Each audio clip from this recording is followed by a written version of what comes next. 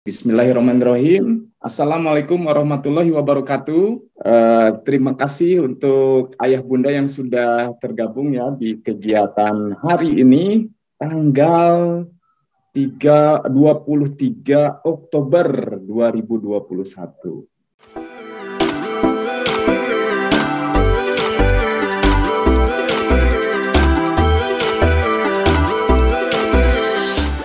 Oke, ayah bunda semuanya, mama papa semuanya, mengawali kegiatan ini, perkenalkan, saya Hadi, saya Kepala Sekolah SMP Negeri Tunas Bangsa yang hari ini diamanahi tugas untuk menjadi moderator di kegiatan parenting Sekolah Tridaya Tunas Bangsa. Oke, kemudian kita langsung coba cek sekarang ke pemateri hari ini. Coba saya sapa dulu Mbak Wi, apakah sudah tergabung dengan ini tadi sudah nampak? Coba kita Assalamualaikum warahmatullahi wabarakatuh. Halo Mbak Wi, apa kabar? Alhamdulillah, suara saya terdengar nggak? Terdengar jelas Mbak Wi. Oke, sip. Alhamdulillah, kita ketemu lagi ya, terakhir itu di beberapa bulan yang lalu ya, di awal tahun ajaran tahun saya dengan Pak Bi ya. Semoga Mr. Hadi dan Bapak dan Ibu sekalian sehat-sehat ya. Amin, alhamdulillah Mbak Bi. Oke, sip. Sebelum kita menginjak ke kegiatan, izinkan saya untuk membacakan dulu CV-nya dari Mbak Wi. Kalau Mbak Wi ini nama lengkapnya Dwi Bektiningsih MC Psikolog. Lulus S1 Psikologi Unpad dan S2 Magister Profesional Psikologi jurusan klinis anak Fakultas Psikologi Unpad. Beliau juga psikolog sekolah, Associate Psikolog Tridaya Education, pengurus Asosiasi Psikolog Sekolah Indonesia atau APSI, Pusat Bidang Kerjasama, anggota tim penelitian dan pemegang hak tes relasi keluarga Bandung, tes psikologi untuk mengukur relasi anak dan orang tua. Oh iya, ini semacam asesmen ya Mbak ya ini ya? Iya, ya. Untuk mengukur bagaimana sih persepsi atau pengalaman anak terhadap orang tuanya dan juga orang tua terhadap anaknya. Iya. Ini kerjasama Unpad dengan Radboud University Belanda ya Mbak ya? Iya, Mr. Hadi. Kita lagi aktif mengembangkan, jadi banyak penelitian-penelitian yang sudah dikaitkan dengan bagaimana belajar atau misalnya bagaimana pengembangan self-esteem. Ya ternyata relasi anak dan orang tua tuh berpengaruh ke banyak hal gitu. Mungkin ini salah satunya, makanya kenapa parenting itu perlu dan juga hasilnya perlu disosialisasikan gitu ya. Wah, luar biasa sekali nih Mbak. Oke, nah hobi membaca, quote-nya, never give up, learning and sharing. Sharing is caring. Luar biasa gitu. Sharing is caring ya Mbak. Nah, sesuai dengan kegiatan dan tema kita kali ini nih, berkompromi atau berdamai dengan karakter atau kepribadian anak nih di rumah. Nah, oke. Ini saya menarik nih Mbak, sebelum kita masuk ke materi utamanya, ini dari kata berkompromi atau berdamai. Apakah ada sebuah konflik di dalamnya? Iya, sebenarnya waktu saya dapat tema ini pertama kali tuh deg-degan, berat juga ini tema gitu. Berkompromi itu apakah berdamai? Ya itu juga tadi ya yang ada pertanyaan, berkompromi itu berdamai atau bagaimana? Tapi akhirnya saya lebih pakai kata berdamai karena berkompromi itu tatarannya masih dalam pikiran gitu ya, dalam kognitif gitu ya. Kita berpikir kalau kompromi itu masih bisa negosiasi dan sebagainya, dan biasanya tatarannya kognitif. Kalau berdamai itu sudah dengan hati. Jadi kita bukan hanya apa yang ada dalam tataran pikiran, tapi juga hati kita sudah mengikuti gitu, bahwa kita berdamai, kita menerima karakter anak dan juga kita juga menyesuaikan dengan diri kita. Tapi nantilah saya mungkin jelaskan secara bertahap gitu ya, Mister ya. Ya, oke sih. Oke, itu dia highlight awalnya dari parenting kita kali ini. Mama Papa dimanapun berada yang sekarang sedang stay tune di kegiatan parenting ini, mangga silahkan selamat menyaksikan. Waktu dan tempat saya persilahkan untuk pemateri kita, Mbak Wi. Mangga silakan Mbak Wi. Ya, Bismillahirrahmanirrahim. Assalamualaikum warahmatullahi wabarakatuh. Selamat pagi Mama dan Papa sekalian. Selamat pagi apabila ada teman-teman, mungkin ada yang SMP dan SMA ya Mister ya, mengikuti juga. Selamat pagi juga. Sebelumnya mungkin karena ini bentuknya workshop ya. Kemarin tuh saya juga tanya ini tuh bentuknya apa ya, workshop atau webinar. Kalau webinar kan biasanya saya sharing aja gitu. Karena workshop itu berarti saya harapkan dari Mama Papa dan teman-teman semua bisa lebih aktif gitu ya. Lebih aktif dalam misalnya bertanya gitu ya, terus mengumpulkan jawaban kalau misalnya saya bertanya, atau misalnya lebih aktif berkomentar juga boleh. Jadi saya di sini tuh bukan sebagai narasumber, sebagai ahli ya. Terus terang kalau untuk berkompromi dengan karakter anak di rumah, saya tuh sebenarnya bukan ahli. Dapat dikatakan mungkin sebagai fasilitator saja, karena sebenarnya sehari-hari menghadapi anak-anak di rumah kan Mama dan Papa sekalian ya, yang benar-benar tahu bagaimana karakter, bagaimana kepribadian, bagaimana kelebihan, bagaimana kekurangan, bagaimana sifat dan bagaimana sikap anak menghadapi berbagai hal itu, apalagi sekarang waktu pandemi di mana Mama dan Papa yang sehari-hari melihat, apalagi kalau misalnya Mama dan Papa work from home juga ya gitu, otomatis yang menghadapi tadi itu ya, sikap, perilaku anak di rumah dan juga karakter terbentuknya dan seperti apa, perkembangannya seperti apa dari dulu yang misalnya cengeng, sekarang menjadi lebih berani, dulu yang semuanya minta tolong, sekarang jadi lebih mandiri, itu semua Mama dan Papa ya mengikuti. Jadi saya di sini hanya sebagai fasilitator. Mungkin supaya lebih interaktif mungkin ya Mister ya, saya ingin bertanya gitu ya, waktu Mama dan Papa melihat judul berkompromi dengan karakter anak di rumah, apa yang ada dalam bayangan Mama dan Papa? Apa yang ingin didapatkan Mama Papa melalui kegiatan kita pagi ini? Mungkin bisa menjawab langsung atau menulis di chat ya, Mister ya? Boleh menulis di chat, betul. Oke, silakan Papa, boleh. Kalau untuk yang di chat akan saya coba ini bacakan mungkin dan langsung kita simak bersama ya. Atau mungkin boleh, ada ya, ada yang mau on mic, silahkan mau Papa. Atau mungkin ada Miss dan Misternya gitu yang punya pengalaman berkompromi dengan anak didiknya dan siswa didiknya mungkin yang bisa kita sampaikan. Ini ada Mister dari Umu Salma, jadi anak yang penurut. Berarti maksudnya bagaimana caranya gitu ya mengembangkan anak untuk memiliki karakter yang penurut, mungkin itu ya Umu ya. Umu Salma bisa open mic mungkin?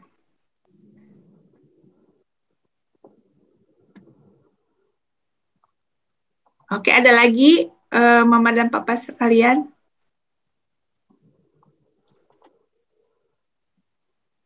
Tapi sebelumnya mungkin saya mau apresiasi dulu untuk Mama dan Papa sekalian yang sudah meluangkan waktu pagi-pagi ini ya untuk menimba ilmu.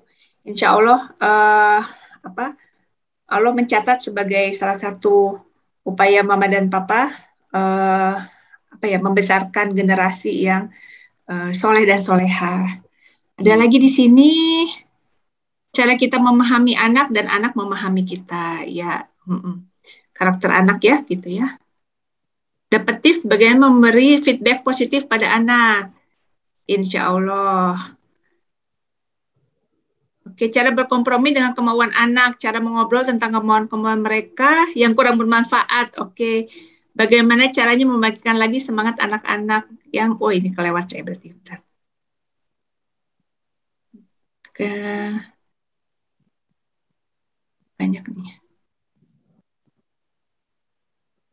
Membagikan lagi semangat anak-anak yang sudah kelamaan sekolah dari rumah. Oke, berarti mungkin karakternya nanti apa ya kalau kayak gini ya. karakternya mengikuti saja gitu, memaklumi karakter anak tanpa harus memaksa. Oke, bagus. Dan bisa bekerja sama dengan anak dalam mencapai tujuan tanpa paksaan. Bagus juga. Sama ya kalau gitu ya. Jadi intinya gimana memahami anak, ya berkompromi ya, tapi apa namanya, kitanya juga legawa gitu ya, berdamai gitu ya. Berdiskusi dan mencari solusi dengan anak mengenai apa yang dia inginkan dan apa yang kita harapkan. Oke, untuk Mama Naila atau Nailanya ini ya, dari Forkind, alhamdulillah berarti sudah ada proses di mana Mama itu apa namanya, bersama-sama gitu dengan anak untuk mencari solusinya. Jadi sudah berkompromi di situ, menumbuhkan sikap tanggung jawab atas kewajiban menyelesaikan tugas sekolah. Berarti di sini karakternya yang diharapkan adalah tanggung jawabnya akan kewajibannya. Dan Bu Yani bisa bernegosiasi, mendapat win-win solution dan bahagia bersama. Alhamdulillah, bahagia bersama adalah merupakan end result yang kita harapkan dari pengembangan karakter. Nanti saya akan jelaskan bagaimana kita dapat mengembangkan karakter, namun anak itu tidak merasa terpaksa ya. Jadi kita bonding anak bukan karena anak ini merasa terpaksa, tapi karena anak ini ingin atau apa namanya, tergerak untuk mengikuti apa yang kita mengikuti kita karena sayang sama kita gitu ya, atau ingin bonding dengan kita sehingga merasa perlu untuk apa namanya, mengikuti apa yang seharusnya kita arahkan gitu ya. Kalau misalnya itu perlu untuk diarahkan. Tapi mungkin nanti kita bahas lagi. Oke, sementara saya tutup dulu untuk pertanyaannya. Terima kasih. Saya beri applause untuk Mama dan Papa sekalian yang sudah aktif dan juga sudah menyampaikan, sehingga saya dapat bayangan mengenai apa sebenarnya yang diharapkan oleh Mama dan Papa dengan mengikuti kegiatan ini. Semoga apa yang saya sampaikan bisa menjadi fasilitator terhadap apa yang diharapkan oleh Mama dan Papa. Namun di satu sisi kalau misalnya belum terjawab, silahkan loh Mam, boleh kita boleh, Mama dan Papa boleh berdiskusi atau menyanggah pun boleh, atau memberikan masukan. Jadi kita sifatnya sekarang adalah kita sama-sama diskusi ya, sama seperti di sekolah juga, Mr. Hadi ya. Kalau di sekolah juga kadang-kadang kalau guru menjelaskan tidak sifatnya tidak searah gitu. Guru juga minta siswanya untuk aktif, dan kadang-kadang siswa juga di tengah-tengah bertanya atau memberi komentar atau juga memberi pendapat yang kita terus diskusikan. Saya harapkan pagi ini Mama dan Papa juga aktif seperti anak-anak di sekolah pada umumnya ya, atau di sekolah kami. Baik, saya izin share screen. Ya, apakah sudah terlihat? Sudah, Mbak. Sudah ya. Oke. Berkompromi dengan karakter anak di rumah. Ya, ini sebenarnya topik yang sulit karena melibatkan karakter. Kalau menurut Mama dan Papa sendiri, karakter itu apa sih? Mana yang lebih kuat? Karakter atau sifat atau kepribadian? Mungkin ada yang mau menjawab? Atau ini terlalu sulit ya? Saya beri dulu clue ya, gitu. Di sini ada karakter menurut Kamus Besar Bahasa Indonesia. Kalau kita di sekolah yang SD itu biasanya, aku nggak tahu kalau SMP ya, Mr. Hadi, pula SD itu kalau misalnya ada kata-kata sulit, ayo buka kamus. Waktu dulu masih offline, kita tetap buka.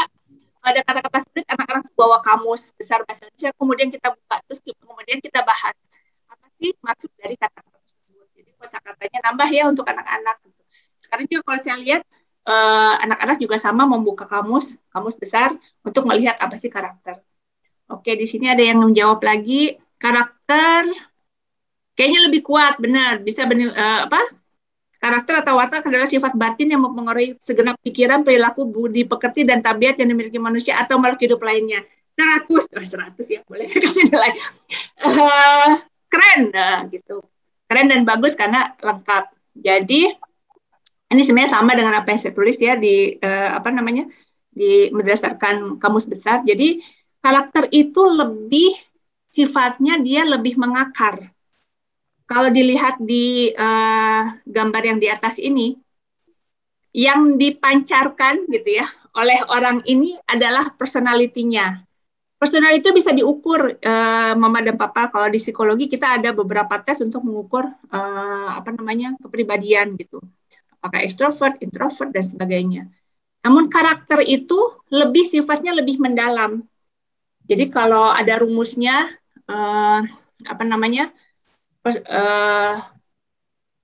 karakter dan temperamen adalah mempengaruhi personality. Jadi karakter seseorang itu lebih mendalam dan dia bisa jadi tidak tidak diekspresikan oleh seseorang, namun sejalan dengan waktu, dengan semakin lama kita berinteraksi dengan orang tersebut, kita bisa memahami, si itu mah orangnya eraan gitu misalnya. Atau ini bahasa Sunda ya, semoga kalau diterjemahkan, si itu mah orangnya pemalu gitu. Atau dia sih berani, dia itu kuat kalau menghadapi tantangan, dan itu sepertinya orang lain itu bisa merasakan dengan interaksi yang lama dengan orang tersebut, sehingga akhirnya terbentuklah image mengenai orang tersebut tanpa orang itu harus berbicara. Jadi sekumpulan antara apa yang diekspresikan orang tersebut, baru kita bisa menilai kira-kira karakternya seperti apa. Dan hal ini terus terang agak sulit diukur apabila kita mau, misalnya ya gitu, mewawancara orang yang mau masuk kerja. Kalau orang yang masuk kerja, yang kita cari itu karakternya, apakah dia jujur, apakah integritasnya baik, apakah dia terbuka untuk bekerja sama, itu masuknya karakter. Kalau misalnya kita melihat cuma kepribadiannya saja, maka yang kita dapat adalah luaran dari si orang ini. Jadi agak sulit untuk mengukur karakter ya. Tapi ini yang penting, makanya kenapa pendidikan itu bukan hanya pendidikan untuk mengurus masalah akademis aja gitu, tapi pendidikan itu mengembangkan karakter seseorang, dan ini yang sekarang menjadi isu ya selama pandemi, karena sulit untuk mendidik karakter melalui melalui daring gitu ya. Akan lebih mudah apabila kita mendidiknya secara tatap muka. Ini ada chat ya. Karakter yang kurang baik bisa dirubah atau tidak? Nah, pas ini masuk ke perbedaan antara kepribadian dan karakter. Kalau kepribadian itu menjadi ciri seseorang, tapi kalau karakter dia merupakan perilaku yang dipelajari di sini ya, perilaku yang dipelajari. Jadi kalau tadi dibilang apakah karakter bisa berubah, bisa saja gitu ya, karena sebenarnya dia terbentuk karena lingkungan dan juga interaksi antara seseorang dengan lingkungannya. Bedanya antara karakter dan kepribadian adalah kalau karakter itu ada cakupannya moral. Jadi kita tahu apa itu baik dan benar, kita menjadi pertimbangan kita untuk berperilaku saat kita, maksudnya kita kalau memiliki karakter yang baik, berarti di situ tersimpan adalah moralnya seperti apa kepercayaan kita itu membentuk karakter kita, dan juga itu yang membentuk diri kita yang sebenarnya gitu ya. Jadi lebih mengakar di situ. Bersifat objektif, kenapa? Karena itu harus mendapatkan validasi dari lingkungan kayak tadi ya gitu. Dia karakternya baik, integritasnya baik seperti apa. Jadi teman-teman tuh merasakan buktinya bahwa kita tuh orang baik gitu. Guru bisa merasakan bahwa kita tuh orangnya nurut gitu. Biarpun misalnya kita mau berkuar-kuar bilang aku tuh nakal gitu misalnya, aku tuh cuek gitu. Tapi kerasa sejalan dengan waktu guru tuh bisa memahami itu mah apa yang diungkapkan saja, tapi sebenarnya dia itu nurut, dia itu baik gitu, dia itu patuh pada guru dan sebagainya. Itu bisa divalidasi oleh lingkungan. Ya, dan balik lagi semua tuh sebenarnya bisa berubah ya gitu, kepribadian dan karakter bisa berubah sejalan dengan pengalaman dan juga belajar yang dialami oleh manusia gitu ya. Memang kalau misalnya kita sudah tua gitu ya, seumur saya mungkin karakternya sudah terbentuk gitu, sehingga akan lebih sulit lagi untuk mengubah karakter. Gitu. Kalau kepribadian sejalan dengan situasi yang berubah, mungkin saya masih bisa merubah bagaimana saya tampil di lingkungan. Seperti itu. Mungkin ada pertanyaan sebelum lanjut? Karena ini terus terang agak sulit juga saya untuk menjelaskannya gitu ya, perbedaan antara kepribadian dan karakter, karena memang karakter itu lebih mengakar gitu, dan terkait kuncinya adalah karakter itu mengakar dan terkait dengan moral dan kepercayaan. Makanya kenapa pendidikan itu bukan hanya pendidikan secara akademis, tapi juga perlu untuk pendidik karakter. Saya sambil jalan, kalau ada pertanyaan boleh dicantumkan di chat ya. Nah, saya mengambil ada beberapa nilai karakter. Salah satunya nilai karakter terhadap Tuhan. Kan kalau tadi misalnya karakter itu seperti apa sih? Adalah seperangkat set of morals and belief. Jadi seperangkat dari norma dan juga kepercayaan yang menentukan bagaimana kita bertingkah laku atau bagaimana kita bersikap terhadap orang lain. Itu kan abstrak ya, gitu ya. Ada kebingungan kita harus mencari tahu. Mungkin ada yang ini ya, ada yang belum mute ya. Kita perlu tahu juga ke selanjutnya sebenarnya konkretnya seperti apa sih karakter itu gitu. Contohnya salah satu di sini, nilai karakter terhadap Tuhan. Kalau misalnya kita memiliki nilai karakter terhadap Tuhan, orang akan melihat kita sebagai orang yang religius. Maksudnya gimana sih saat kita bertingkah laku, kita selalu mengkaitkan apakah ini beramal ataukah ini termasuk dosa, apakah makruh gitu ya, dan sebagainya. Kita selalu kaitkan apabila itu di Muslim ya. Kalau untuk yang agama lain mungkin ada lagi norma-norma tertentu yang bisa dikaitkan. Nah itu mengakar pada kita, jadi nggak usah lagi gitu ya orang tua misalnya bertanya, misalnya si anak ini nggak sholat gitu ya, atau misalnya dia nggak jujur gitu ya. Habis itu orang tua tuh masih mengingatkan kepada anak, kamu tuh nggak sholat ya gitu ya, terus anak itu oh iya aku sholat deh gitu. Berarti si nilai karakternya belum tertanam, nilai karakter religiusnya belum tertanam di situ, karena harusnya dia sendiri yang menilai bahwa kalau saya tidak sholat berarti saya berdosa gitu ya. Itu kalau di Islam ya. Atau misalnya tadi kalau saat saya berbohong berarti saya berdosa kepada Allah gitu, saya malu dan sebagainya. Nah itu harus tertanam pada si anak apabila dia memiliki karakter yang religius. Kemudian karakter terhadap diri sendiri ini yang penting, apalagi di masa-masa sekarang ya, saya banyak sekali mendapati masalah-masalah anak yang stres, depresi, kemudian memiliki pikiran obsesi kompulsif dan sebagainya. Ternyata pada dasarnya dia belum memiliki karakter jujur, terutama jujur terhadap dirinya sendiri, gitu. Jadi karakter jujur terhadap diri sendiri berarti dia harus mengetahui dulu sebenarnya apa sih yang dia inginkan, apa sih kelebihannya, apa sih kekurangannya gitu. Bagaimana dia memandang orang lain, bagaimana dia menselaraskan antara nilai-nilai yang dia miliki dengan nilai-nilai yang dimiliki oleh orang lain. Sehingga akhirnya apa yang dia kerjakan, nah kalau kita bertanya tuh atau kita mengecek, kita suka ngeceknya jujur terhadap diri sendiri. Pernah nggak seseorang atau pernahkah Anda atau pernahkah anak mengalami suatu hal yang bertentangan dengan hati nurani?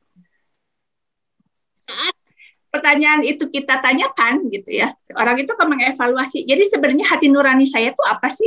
Nilai saya tuh apa sih? Nah itu yang harus digali dan itu yang harus dikembangkan karakternya pada anak. Gitu. Anak itu jujur mengakui bahwa saya sebenarnya nggak suka ini atau saya suka ini. Gitu.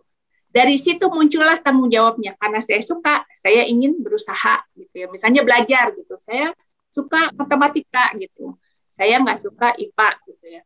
Karena saya suka, saya mau belajar terus matematika. Terus apa? Bagaimana dengan IPA gitu? Oh kalau IPA sih karena tanggung jawab saya terhadap prestasi saya gitu. Tanggung jawab saya terhadap perilaku belajar saya gitu.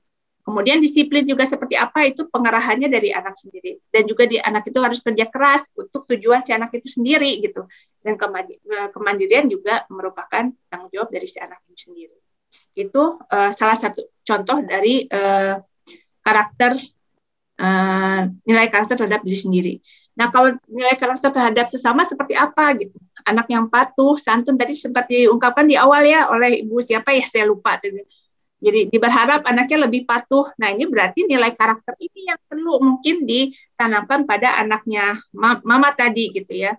Apakah nilai karakter terhadap sesamanya itu muncul gitu, atau misalnya harus dipelajari, harus lebih banyak dipelajari dan sebagainya. Ini mungkin harus lebih digali pada anaknya mama tadi yang diungkap pertama kali.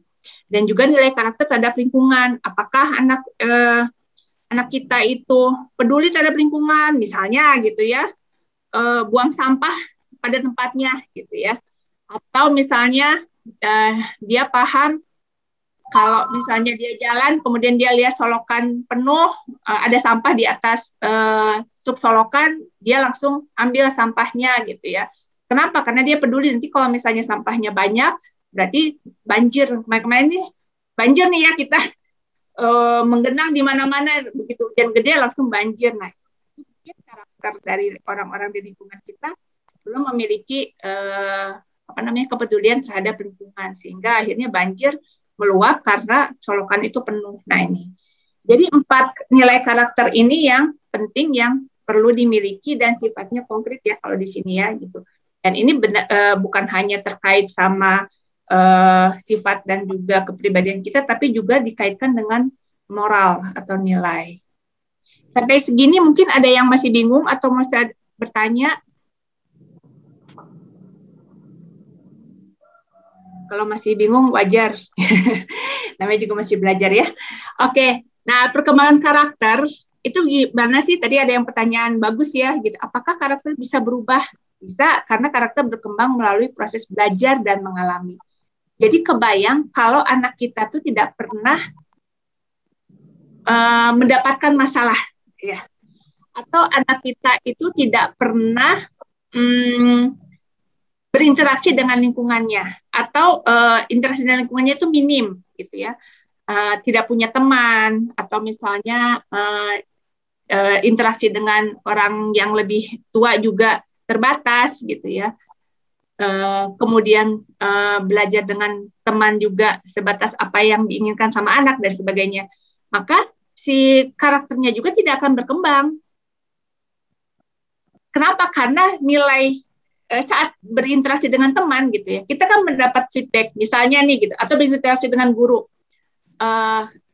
aja nih, dengan Mr. Hadi misalnya, Mister nge-WA ya gitu, misalnya kalau sekarang lagi online nih biasanya nge-WA, Mister kok nggak ada gitu, pas lagi Zoom nih gitu, Mister kok nggak ada gitu, sama misalnya pertanyaannya lebih panjang, maaf Mister gitu, apakah Mister ada sakit dan sebagainya sehingga tidak masuk Zoom gitu misalnya. Mungkin Mister bisa mengembalikan dengan kata-kata yang singkat pada pertanyaan yang pertama. Tapi yang kedua mungkin bisa Mister akan mengembalikan dengan kata-kata yang lebih panjang dan menunjukkan apresiasi. Misalnya, oh makasih ya sudah nanya duluan. Ini Mister lagi ada kendala dengan jaringan. Kalau misalnya yang pertama bisa juga dijawab, bentar, internetnya down, kan? Jadi seperti itu, reaksinya tiba balik seperti itu akan mempengaruhi bagaimana anak itu belajar atau mengalami bahwa gitu ya, nilai untuk bicara dengan orang yang lebih tua itu seperti apa. Nilai bicara dengan teman pasti akan berbeda. Misalnya kalau tanya, hai X gitu, apakah kamu baik-baik saja gitu, karena kamu tampak tidak hadir di kelas saat ini pas online gitu. Si temannya jawabnya cuma apa GPP B aja. Kan berarti tidak cocok ya gitu. GPP B aja. Habis itu nanti yang kita yang anak kita tadi yang WA itu bilang gini, ya ilah gitu. Maksudnya dalam hati ya gitu. Ya kok saya dicuekin, nah gitu kan, anak-anak sekarang kan kayaknya agak lebay gitu, saya udah tulis panjang tapi kok dicuekin, jawabnya cuma GPP B aja, bukan aja lagi, GPP B AJ. Jadi berapa huruf itu? GPP B AJ, 6 huruf gitu ya. 6 huruf gitu. Padahal dia udah bikin satu kalimat dari 10 atau 12 kata gitu ya untuk menanyakan kabar teman gitu. Ya memang seperti itu gitu, berarti kan dia harus belajar bahwa nggak cocok kalau dia bicara panjang lebar terhadap teman sebaya gitu. Sementara cocok kalau dia bicara panjang lebar dengan orang tua. Nah, karakter seperti ini atau perilaku seperti ini yang nanti akan membentuk karakter itu bukan sekali atau 2 kali pertemuan kemudian anak itu bisa paham, bisa menghayati gitu. Itu perlu beberapa kali pertemuan dan sifatnya timbal balik.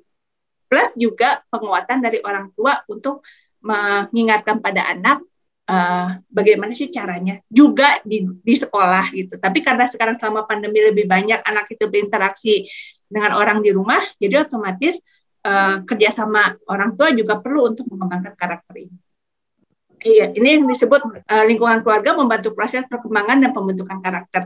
Jadi sesuai gitu ya, apa yang diharapkan dengan nilai yang di lingkungan dengan apa yang dia sampaikan itu harus sesuai. Sehingga terbentuklah tadi karakter yang dia peduli pada sesama, dia terbentuk karakter yang dia mungkin nanti ke depannya mudah bekerja sama dan sebagainya. Dan ini benar-benar tidak ada pelajaran bakunya dengan buku yang sifatnya textbook baku juga gitu ya, sehingga terjadinya adalah ya gitu mengalir gitu ya dalam keseharian anak. Harus dipelajari dan harus dialami. Jadi anak benar-benar harus memahami. Oke, di sini ada pertanyaan ya kayaknya. Bagaimana membangun karakter yang baik dalam sehari-hari? Apakah setiap hari harus diingatkan? Apakah tidak membuat anak bosan? Oke. Ini mungkin nanti akan saya jelaskan lagi, tapi membangun karakter yang baik dalam sehari-hari memang kita harus mendampingi. Nanti ada video mungkin saya akan menjelaskan ya. Apakah setiap hari anak harus diingatkan? Apakah tidak membuat anak bosan? Kalau memang berarti di sini karakternya belum tumbuh dari si anak ya. Mungkin bisa spesifik lagi nanti karakter yang baik itu seperti apa sih yang diharapkan? Karena balik lagi ada 4 karakter tadi kan, 4 nilai karakter gitu. Nilai karakter apa yang mau ditumbuhkan gitu. Kalau misalnya katakanlah tadi nilai karakter religius melalui pembiasaan gitu ya, berarti otomatis kita harus terus-terusan mengingatkan sampai akhirnya si anak itu terbentuk sendiri. Misalnya katakanlah pembiasaan sholat, pembiasaan mengaji dan sebagainya. Sehingga akhirnya anak itu merasa bahwa kalau saya nggak sholat, kebiasaan saya tuh kayak ibaratnya apa sih yang dirasakan mama sama papa saat nggak mandi gitu. Apa sih yang mama dan papa rasakan kalau nggak sikat gigi gitu. Nah itu kan, itu pembiasaan juga kan. Nanti begitu dari pembiasaan muncullah nilai bahwa saya tiap hari harus mandi, saya tiap hari harus sikat gigi. Karena mama dan papa merasakan bahwa saat saya mandi dan sikat gigi, saya merasa tubuh saya bersih, gigi saya bersih dan sebagainya gitu. Nah ini dari pembiasaan harus ditanamkan. Tapi kalau misalnya nilai yang lain seperti misalnya tanggung jawab dan sebagainya gitu. Berarti harus mencari cara yang lain untuk supaya anak ini tumbuh karakter bahwa dia bertanggung jawab. Mau tanya gimana cara menanamkan nilai karakter terhadap diri sendiri terutama mengenai kemandirian anak. Apakah habits bisa membentuk karakter anak? Oke, tadi saya bisa sebut ya bahwa habits bisa membentuk karakter anak. Berarti kalau gitu nilai karakter terhadap diri sendiri. Berarti kalau gitu mungkin bagaimana cara menumbuhkan anak itu bisa mandiri. Kalau gitu dari diri saya sendiri harus punya karakter apa gitu ya Bunda Naila ya gitu. Dari diri sendiri harus punya karakter. Dari diri sendiri harus punya karakter apa. Oke, nanti saya akan mungkin jelaskan beberapa keterampilan yang perlu dimiliki orang tua supaya bisa menumbuhkan karakter terhadap anak ya. Nanti mungkin Bunda Naila kalau misalnya selesai ini kemudian masih belum mendapatkan gambaran, kita bisa diskusi lagi. Ya.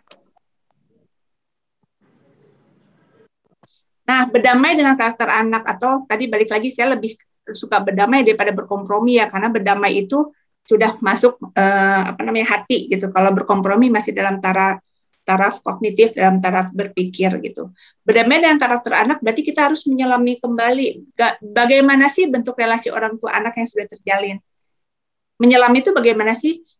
Kita harus ngecek gimana sih reaksi timbal balik saat menghadapi kejadian demi kejadian. Misalnya gitu ya, saat anak jatuh pas waktu, ini kan dari TK sampai SMA ya, pas waktu umur 3 tahun, anak itu lari-lari terus kemudian jatuh gitu ya.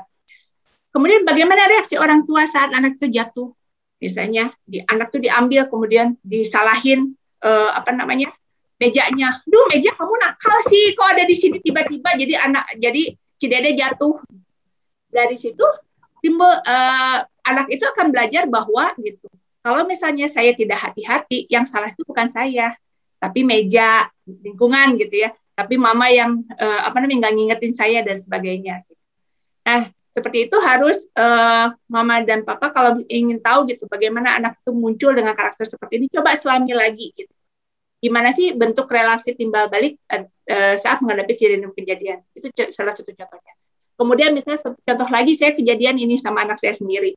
Waktu kelas 1 masuk sekolah, dia sudah saya ingatkan gitu ya, nanti kamu bawa baju olahraga ya gitu, karena ada pelajaran olahraga kan, nanti ganti baju dengan baju olahraga. Kemudian dia nggak bawa baju olahraga, pergilah dia ke sekolah. Sampai sekolah dia sadar bahwa dia nggak bawa baju olahraga dan dia nangis di sekolah karena dia bilangnya bukan lupa waktu itu, karena karena mama tuh nggak masukin ke dalam tas gitu. Nah, disitulah kerjasama dengan guru sekolah gitu. Guru sekolah bilang, loh harusnya tanggung jawab siapa yang masukin ke dalam tas gitu. Itu harusnya mama, dan dia kekeh gitu ya bahwa itu harusnya mamahnya ya atau saya yang harus masukkan gitu. Nah, di situ sebenarnya saya benar-benar bentangan konflik dalam batin saya gitu. Kasihan juga ya nanti dia sekolah teman-temannya olahraga pakai baju olahraga, terus dia bisa jadi nggak olahraga atau misalnya dia sama sekali ikut olahraga dengan baju biasa gitu. Benar-benar konflik, tapi kemudian saya memutuskan saya tanya sama gurunya bilang nggak usah, itu kan harusnya tanggung jawab dia, jadi dia harus belajar gitu. Itu baru saya lepaskan. Berarti kalau gitu saya diam aja, nanti siap-siap aja, nanti pas ketemu lagi mungkin gimana reaksinya. Tapi ternyata pas ketemu lagi dia bilang iya harusnya saya yang masukin ke tas. Nah itu berarti reaksi timbal balik itu yang menentukan ke depannya karakter apa yang mau dibangun dari anak ini. Terus bagaimana anak mengalami interaksi dengan orang tuanya gitu. Bukan hanya kejadian demi kejadian atau reaksi timbal balik yang harus kita evaluasi ya, tapi kita juga harus tahu sebenarnya anak kita tuh menganggap kita tuh seperti apa gitu. Nah ini yang saya tadi ungkap di awal dengan Mr. Hadi, saya terlibat dalam tes relasi keluarga. Ini tujuannya adalah untuk mengetahui bagaimana sebenarnya pandangan anak mengenai interaksinya dengan orang tuanya. Dan ternyata surprisingly gitu ya, anak itu punya pandangan bisa jadi yang berbeda dengan orang tuanya gitu. Ada anak yang menganggap bahwa ini orang tua saya itu selalu menekan saya. Ada anak yang menganggap bahwa ya saya itu sayang banget sama orang tua saya gitu, sehingga saya nggak bisa jauh dari orang tua saya, dan itu mempengaruhi gimana relasi anak dan orang tua sehari-hari gitu. Sementara ada juga anak yang merasa dia baik-baik saja dengan orang tuanya, senang-senang saja, dia penuh kasih sayang, penuh afeksi. Sementara si orang tuanya gitu ya. Jadi ini juga yang ke poin ketiga, bagaimana orang tua mengalami interaksi dengan anaknya. Di satu sisi malah orang tuanya yang merasa terbatasi dengan anak. Ya terbatasi dong gitu. Saya baru nganter anak saya pergi sekolah. Terus habis itu jam 9 saya udah harus kirim makan snack yang harus hangat. Kemudian jam 12 saya harus kirim makan siang yang harus hangat. Ini waktu dulu ya, waktu tetap. Terus habis itu begitu pulang, saya harus ada di rumah. Karena anak saya pengennya begitu pulang, ada mamanya. Kalau nggak ada mamanya, dia marah-marah, gitu, tantrum misalnya. Kemudian nanti pas waktu belajar ngerjain PR, mama harus ada di tengah, harus ada dengan saya. Gitu. Jadi si anak ini merasa afeksinya terpenuhi, malah si orang tuanya yang merasa dia terbatasi dengan orang tuanya, baik geraknya dan sebagainya. Nah, kalau seperti ini kira-kira karakter apa yang perlu ditumbuhkan pada anak ya, dan juga karakter apa mungkin yang harus ditumbuhkan dari orang tua. Dan balik lagi yang pertanyaan sebelumnya, benar juga gitu, ada harus karakter yang direvisi gitu ya mungkin ya, atau dikembangkan kembali agar orang tua bisa nyaman berinteraksi dengan anak.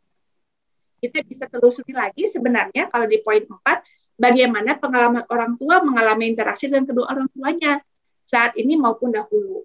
Jadi memang tes relasi yang kami kembangkan nih di Unpad dan kerjasama dengan yang di Belanda, itu menelusuri bahwa perilaku kita dalam berinteraksi dengan anak sebenarnya banyak jejak-jejak dari orang tua kita di masa lalu. Jadi misalnya, kita dulu tuh dicuekin sama anak kita, sama orang tua kita. Orang tua kita zaman dulu itu anaknya 10 gitu. Kita anak ke-9 atau anak ke-8 gitu ya. Jadi kita sendiri nggak merasakan tuh kasih sayang dari orang tua kita gitu ya.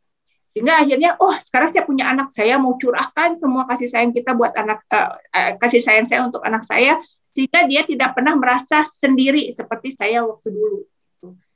Hasilnya keluarnya mungkin kayak tadi yang saya ungkapkan ya, dari si anaknya merasa afeksinya terpenuhi, malah si ibunya yang merasa, atau bapaknya yang merasa, kok saya jadi nggak bisa kemana-mana gitu, nggak, semua saya terbatas sama si anak, saya harus layani anak, saya harus penuhi, saya harus temani dan sebagainya. Atau kebalikannya gitu. Dulu misalnya orang tua saya sangat apa ya, kalau zaman dulu mungkin tegas gitu ya, sangat diktator sebut gitu. Sekarang saya nggak mau seperti orang tua saya, sehingga saya mau lepaskan gitu. Apa yang anak saya minta beri, apa yang dia inginkan kasih. Kesulitan sedikit, karena dulu kalau saya kesulitan orang tua nggak bantu, saya cari sendiri gitu. Nah sekarang begitu anak saya ada kesulitan, saya mau bantu gitu supaya saya tidak seperti orang tua, saya tidak merasa seperti anak waktu diasuh dengan orang tua tersebut. Nah, evaluasi lagi apakah itu efektif di masa sekarang gitu ya. Karena sebenarnya kalau seperti itu membiarkan saja gitu ya, memenuhi semua kebutuhannya, itu membuat anak menjadi manja gitu, dan akhirnya tidak muncul itu karakter kerja keras misalnya, atau karakter disiplin, karakter patuh juga bisa jadi nggak keluar gitu, karena mamah mah atau papah mah segala dikasih gitu ya, segala pasti ngasih gitu, aku teriak dikit atau aku tantrum dikit nanti mama pasti akan ngasih dan sebagainya gitu. Jadi sehingga akhirnya nggak usah patuh, aku teriak aja nanti dapat tuh dari orang tua dan sebagainya. Itu salah satu yang sifatnya negatif. Tapi kalau misalnya sifatnya positif, bisa jadi waktu dulu saya berinteraksi dengan orang tua saya merasa saya itu diberi kasih sayang, dan mendapatkan cukup kasih sayang. Saya diberi tantangan yang cukup oleh orang tua saya. Dan saya merasa saya sekarang bahagia gitu, karena pola asuh orang tua saya seperti dulu. Dan saya ingin menerapkan hal yang sama dengan kepada anak saya, walaupun sekarang kita beda zaman. Ya, jadi nggak lagi tuh bertengkar dengan anak. Zaman mama dulu mah seperti ini gitu. Dan memang sekarang zamannya berbeda gitu. Sama waktu orang tua kita dulu juga membesarkan kita juga beda dengan zamannya orang tua kita. Jadi saat kita ingin berbalas budi terhadap orang tua kita dengan memberikan kasih sayang, perlakuan yang sama, karena kita merasa kita bahagia, itu bisa juga. Jadi nanti kasih sayang kita berikan berujung pada pembentukan karakter yang seperti apa untuk anak. Nah ini yang perlu kita telusuri saat ini. Sudah ada pertanyaan yang masuk ya, saya bacakan satu-satu lagi ya. Sampai mana ya? Mr. Hadi, yang terakhir yang mana ya? Anak saya sanguin. Oke. Anak saya sanguin, bagaimana supaya si anak nggak angin-anginan, kadang rapi, kadang cuek. Ya, ini memang harus dilihat sehari-harinya. Targetnya mau apa? Karakter apa yang mau dimunculkan dari si anak? Apakah kepedulian? Gitu. Tapi baik lagi ya, dalam menanamkan karakter itu, yang paling penting bukan kebutuhan kita, tapi kebutuhan anak. Nah, ini kadang-kadang yang kita sejalan tapi berbeda ya, gimana sejalan tapi berbeda ya. Seperti benar tapi sebenarnya salah gitu. Kalau saya sebutnya, akhirnya saya sebut salah ini, mohon maaf ya mama dan papa. Karena kalau kita mau mengembangkan karakter anak gitu, kalau kita ingin mendampingi anak, kalau kita ingin mengasuh anak, sebaik-baiknya adalah untuk kebutuhan si anak itu sendiri, untuk kemandirian si anak itu sendiri, bukan untuk kebutuhan kita. Gitu. Misalnya kayak tadi ya, katakanlah orang tua mengantarkan makan siang yang hangat gitu. Tujuannya untuk apa gitu? Kalau misalnya si anak ini ternyata gitu sakit gitu, atau misalnya anak ini ternyata tidak bisa makan makanan dingin, ya mungkin itu benar. Gitu. Tapi kalau misalnya tujuannya supaya anak ini nyaman di situasi yang mungkin tidak mungkin dia merasakan nyaman gitu ya, berarti karakter yang hilang dari si anak ini adalah karakter di mana dia harus striving untuk beradaptasi di situasi yang kurang nyaman, bahwa sekali-kali makanan yang nggak hangat juga nggak apa-apa dong gitu. Dia harus beradaptasi. Misalnya kayak gitu ya gitu. Jadi kita harus balik lagi tujuan kita untuk membentuk karakternya mau seperti apa gitu. Kalau misalnya anak yang angin-anginan, kadang rapi, kadang cuek, ya kita bisa lihat juga gitu. Apakah karakter yang mau dibentuk adalah kepedulian atau lebih ke berusaha menghadapi tugas-tugas yang sulit atau tantangan-tantangan hidup yang sulit. Nah, itu mungkin nanti bisa kita bahas lagi ya. Apakah pada dasarnya karakter anak itu genetik dari orang tua? Ya, beberapa literatur sudah mengungkapkan bahwa ya karakter anak itu terkait sama orang tua. Makanya kita bisa lihat ya, ada peribahasa apa ya? Buah tidak jauh dari pohon. Nah, buah itu kalau jatuh nggak jauh daripada pohonnya. Ya, jadi gitu juga menurut saya sih ya, alhamdulillah gitu loh. Kalau misalnya kita berpikir seperti apa, dikaruniai seperti itu. Kebayang ya kalau misalnya kita tuh orangnya cuek banget, kemudian kita punya anak yang sangat apa namanya, teratur, rapi dan sebagainya gitu. Sebenarnya ada beberapa film sih yang bisa saya tunjukkan gitu ya. Nah, ini bisa dan benar-benar bisa menyiksa gitu untuk si orang tua kalau misalnya sangat jauh gitu. Jadi sebenarnya alhamdulillah kalau misalnya apa namanya, memang genetik ini mempengaruhi karakter anak. Biasanya sih mempengaruhi, tapi kemudian berkembangnya kan tergantung dari pengalaman dan proses belajar yang dialami anak ini sendiri gitu, dan berpengaruh juga dari perilaku interaksi kita dengan anak. Ini ada Bu Sri, hai. Sehat-sehat ya, ada Bu Yani juga. Bagaimana tips menciptakan relasi yang seimbang antara anak dan orang tua yang pasti ini tidak mudah. Iya, benar, tidak mudah. Proses belajar seumur hidup, dan apa namanya, hasilnya buahnya itu nggak harus selalu manis ya. Maksudnya kita kadang-kadang terjun saat anak-anak apa namanya, dalam situasi yang tidak nyaman gitu, dalam situasi yang tidak terprediksi juga sama kita. Nanti mungkin akan saya jelaskan. Pembentukan karakter itu bisa kita lihat setelah usia berapa tahun. Apakah untuk anak di atas 25 tahun karakternya bisa diubah? Nah, ini berarti kan pembentukan karakter itu dari banyaknya pengalaman ya. Banyaknya pengalaman anak berinteraksi dengan lingkungan. Dan juga habit yang terbentuk gitu. Jadi kalau misalnya umur 25 tahun kan udah banyak tuh pengalamannya gitu. Habitnya juga yang terbentuk itu sudah banyak. Dan coba dirasakan oleh mama dan papa sekalian gitu ya. Kalau kita mau membentuk habit, itu kita akan punya kecenderungan sendiri-sendiri gitu, sesuai sama kepribadian kita gitu ya. Sesuai sama apa namanya, sifat kita gitu. Kita akan cenderung memilih habit yang seperti ini. Atau kita akan cenderung memilih pola interaksi yang seperti ini gitu. Nah, lama-kelamaan karena sudah banyak gitu, ibaratnya itu kalau modalnya itu udah banyak gitu ya, jadi akhirnya terbentuklah karakter yang memang akhirnya menyesuaikan dengan banyaknya pengalaman dan habit yang kita rasakan gitu. Makanya kenapa tadi saya bilang yang keempat ya, bagaimana pengalaman kita sendiri berinteraksi dengan orang tua kita akan mempengaruhi gimana kita berinteraksi dengan anak, karena sudah terbentuk habit kita, sudah terbentuk pengalaman kita, dan itu tuh besar gitu, modal yang besar untuk kita gitu. Sehingga kalau misalnya kita mau merubah sebenarnya ke anak kita, itu membutuhkan effort yang besar juga. Nah, itu membutuhkan karakter, balik lagi.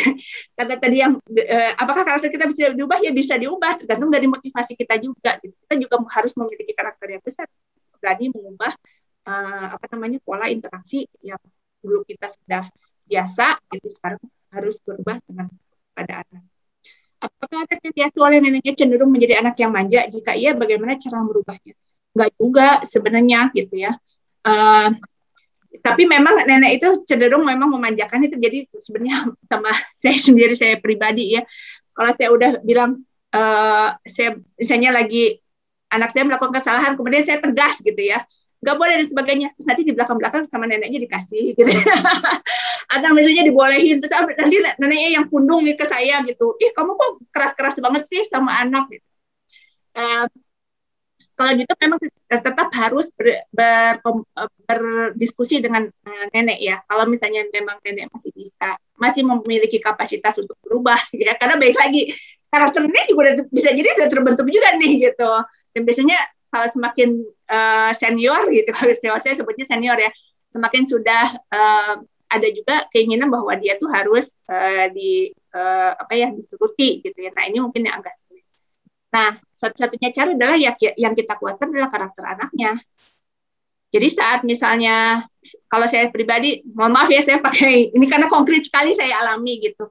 Jadi kalau misalnya neneknya, saya udah bilang nggak boleh gitu, misalnya, atau misalnya bukan nggak boleh sih, saya sudah jelaskan ke anak saya bahwa yang baik adalah kamu melakukan A. Gitu. Kemudian nanti anak saya nangis dan sebagainya. Kemudian akhirnya neneknya datang. Kemudian neneknya bilang, ya udah kamu nggak apa-apa, B aja gitu. Nanti si anak saya yang harus belajar bahwa kan tadi udah diskusi sama mama kalau misalnya A itu positifnya gini sehingga akhirnya anak sendiri yang bilang ke neneknya bahwa saya sendiri akhirnya maunya A. Jadi neneknya mau ngasih apapun juga yang nolak itu anaknya sendiri. Gitu. Nah ini yang harus bisa jadi salah satu cara untuk memupuk karakter pada anak bahwa dia sendiri yang menilai situasinya mana yang lebih baik untuk dia. Toh si pilihan si A itu kan munculnya setelah kita diskusi. Kamu kayak gini gimana? Gini gimana? Sampai akhirnya iya kayaknya bagusnya A gitu. Setelah anak tenang misalnya ya gitu. Gitu contoh salah satunya ya. Bagaimana caranya mengatasi anak dengan karakter yang berbeda, yang satu sanguin, yang satu melankolis. Biar mereka sama-sama paham. Kalau untuk anak yang SMA mungkin ngerti kalau dijelasin, tapi untuk yang SD kadang sulit untuk menjelaskannya. Apalagi dengan anak yang SD ini malah balik nanya pakai kenapa begitu? Oh iya, sebenarnya kalau kenapa begitu bagus ya, berarti anaknya terbuka untuk memahami gitu ya. Nah, kalau tadi kan ada nilai karakter jujur pada diri sendiri ya, gitu. Kita bisa mulai dari masuk dulu ke anak. Apa sih situasi yang dihayati atau dipahami anak itu seperti apa?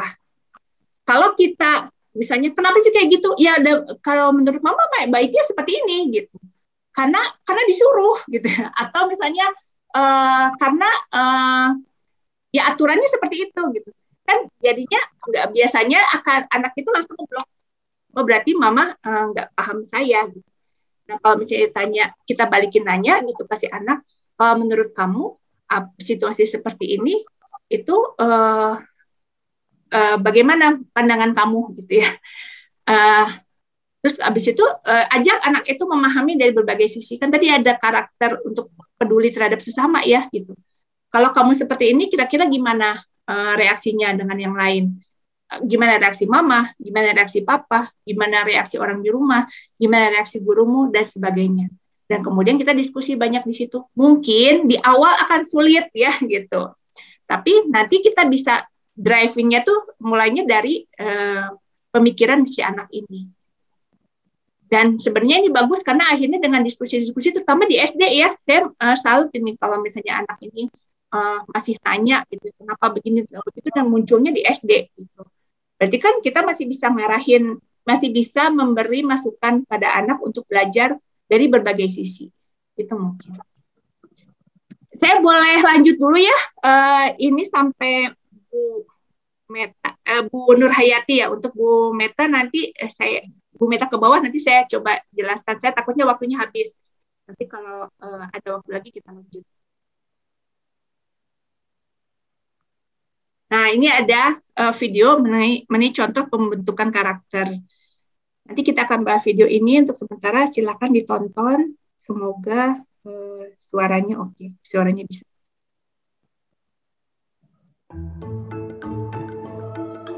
Do your homework. Ini suaranya terdengar, Mr. Hadi? Belum. Oh, belum ya? Suaranya. Kalau di saya terdengar, Mister. Terdengar, coba ya. Lagi ya.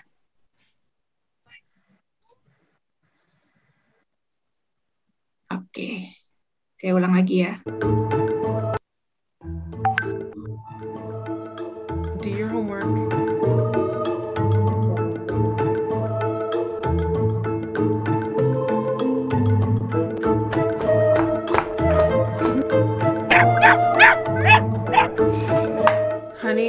put it away.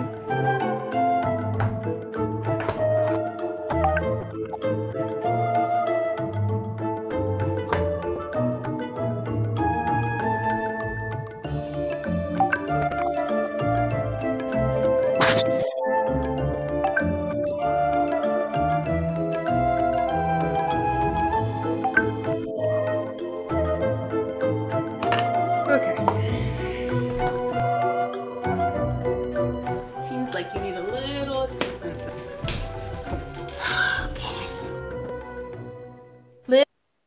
Sorry. Little kitten learns to fish. One fine day, Mother Cat decides to teach daughter kitten how to fish. The mother took the kitten to a pond full of fish and said, "Let's see how many we each can catch." Both of them found a spot, set up their fishing rods, and waited. As Ya, saya coba terjemahkan dulu ya. Jadi di awal tuh anaknya tuh harusnya ngerjain PR. Ibunya lagi masak gitu. Ibunya bilang harusnya kamu ngerjain. Terus ternyata anaknya terdistract ya. Dia lihat HP, nonton TV dan sebagainya. Kemudian akhirnya ibunya berhenti, tidak masak, kemudian dekati anaknya dan membacakan buku ini. Buku ini tentang ayah dan anak yang go fishing, yang memancing. Nah, nothing seemed to be happening. The kitten looked up and saw a butterfly dancing in the air. Saat sedang memancing, anak ini, beruang ya, kucing ya, dia melihat ke kupu-kupu. As if inviting her to come and play. Sorry.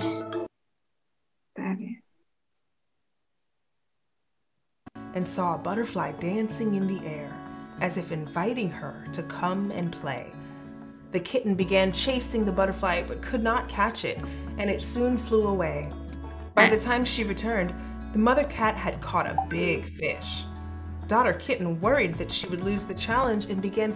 Nah, karena dia tadi asik ngejar kupu-kupu gitu, begitu dia balik, ibunya dapat ikan. Jadi si anaknya ini sedih. Thinking about fishing again.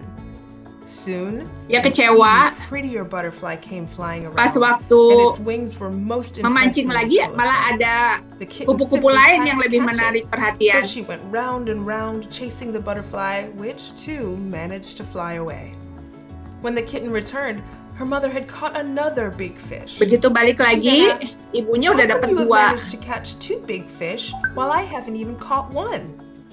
Her mother replied, "If you keep going after butterflies, and more butterflies, if you are always of 2 minds, how on earth will you catch a fish?" Nah, tadi anaknya sedih kan? Kenapa dia nggak bisa dapat ikan, sementara ibunya dapat 2 yang besar. Kemudian ibunya bilang ke anaknya, kalau kamu terus-terusan ngejar-ngejar kupu-kupu gitu, gimana kamu bisa dapat ikan? Much of the day passed and the kitten realized that it would soon be dark. So she sat down. Akhirnya anak ini fokus. She felt a tug on the fishing rod and there was a dan akhirnya dia dapat ready to be caught. Ikan ini. With this lesson from a mother cat, I think one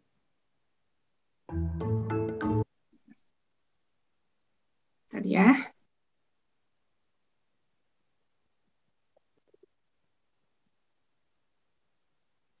Nah, mungkin saya mau bertanya dulu ini. Sepertinya waktunya udah mau habis ya, Mr. Hadi. Oh iya. Oke, pertanyaan dulu kali ya, terakhir ya. Oke. Coba menurut Ibu dan Mama dan Papa nih, bagaimana perasaan anak saat dihadapkan dengan tugas belajarnya gitu, tadi tugas nulis itu ya, dan bagaimana hal tersebut mempengaruhi perilakunya?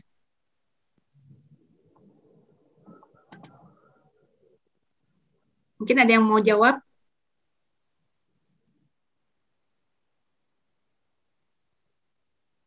Kalau kira-kira menurut tadi videonya jelas nggak sih, bisa? Katanya videonya nggak jelas ya?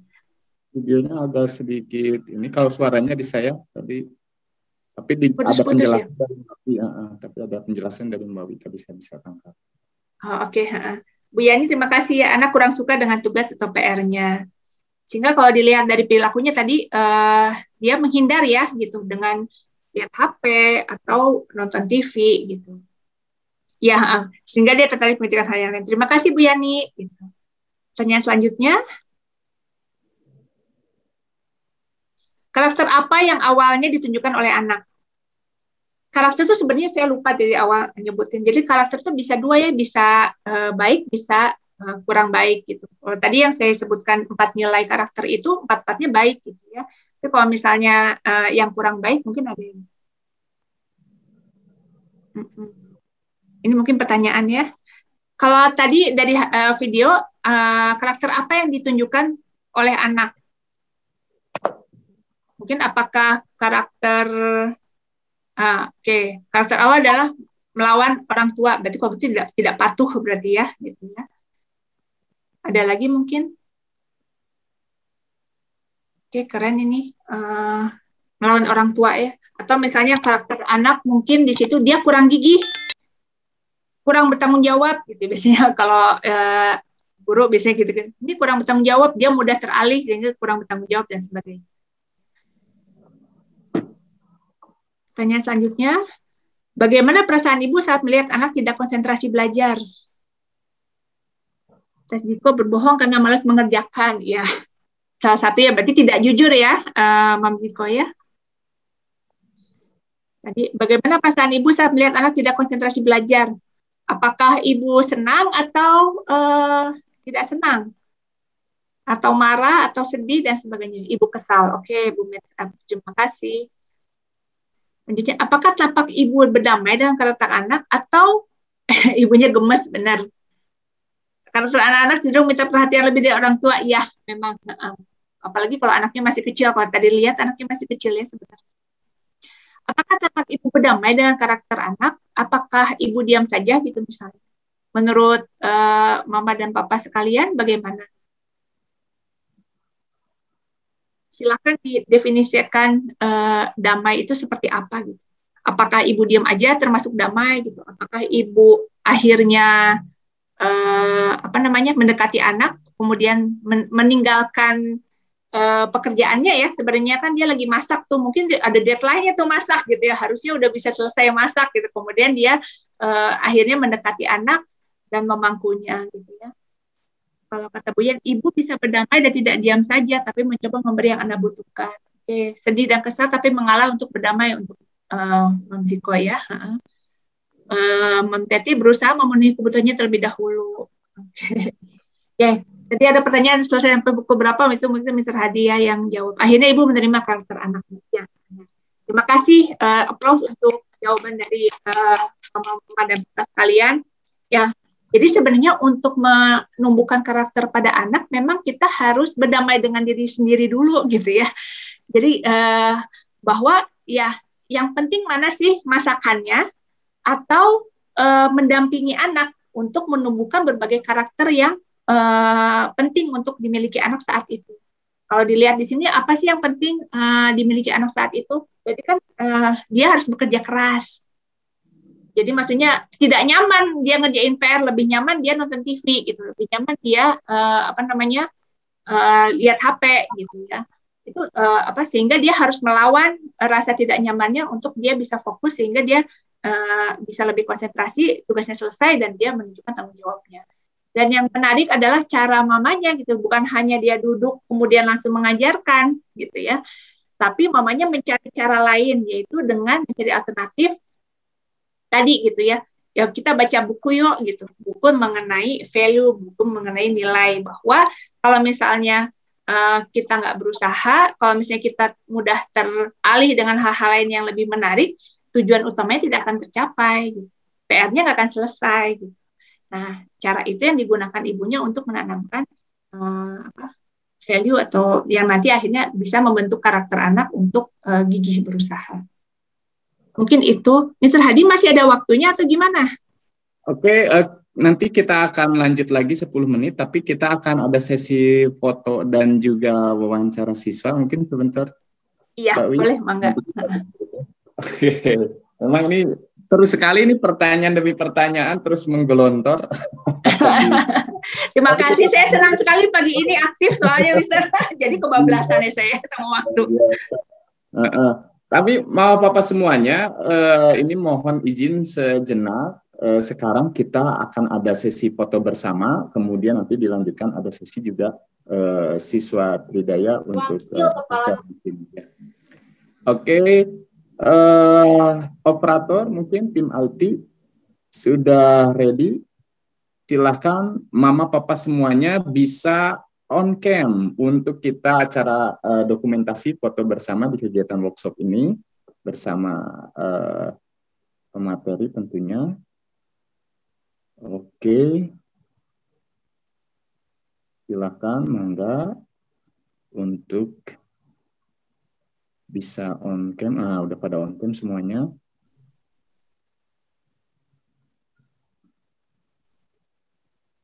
Oke, mangga silakan tim operator untuk sudah ready. Kalau sudah ready boleh untuk sesi pertama gayanya bebas dulu deh. Gayanya bebas dulu, berekspresi, boleh sidakap, boleh jempol, boleh apapun boleh. Udah ready, Bang Ilham? Wah, ternyata kalau dilihat di riwayatnya digital juga. Oke. Sip. Nah, kemudian yang kedua boleh sebagai bentuk ini workshop Tridaya. Nah, lambang Tridaya adalah 3 jari seperti ini. Oke. Ini adalah lambang salam Tridaya. Bapak mohon bersedia untuk. Oke, sudah ready Bang Ilham? Aku sih bahasa Inggris yang kita belajar itu 1, 2, 3. Grammarnya, konsepnya, kemudian prestasinya itu prestasi. Itu untuk kegiatan foto bersamanya sudah kita lakukan. Sekarang ini kita ke sesi 2 masih tentang tanya jawab juga sudah masuk beberapa pertanyaan. Saya ingin ada selingan dulu sedikit ini dari siswa SMP dan SMA Tridaya Tunas Bangsa. Apakah sudah tergabung? Ananda Fadia dengan Ananda Fata. Nah, kalau yang dari awal kan disebutkan ada beberapa infografis tentang sekolah, maaf Bapak semuanya. Nah, kita biar langsung bisa tanyakan langsung, bisa konfirmasi kepada siswa SMP dan SMA Tridaya yang sudah tergabung. Nah, halo assalamualaikum. Fatan dan dia. Halo Mister. Wow, ini Fatan di sekolah ya, kebetulan ada kegiatan nih di sekolah ya. Ya Mister, lagi TO Mister. Oh gitu. Dia juga sebenarnya ini lagi ada kegiatan ya, kegiatannya cuman ini ya online ya. Iya Mister, di rumah. Ya di rumah berarti ya. Entrepreneur ya kalau tidak salah. Iya, entrepreneur hari ini. Oke.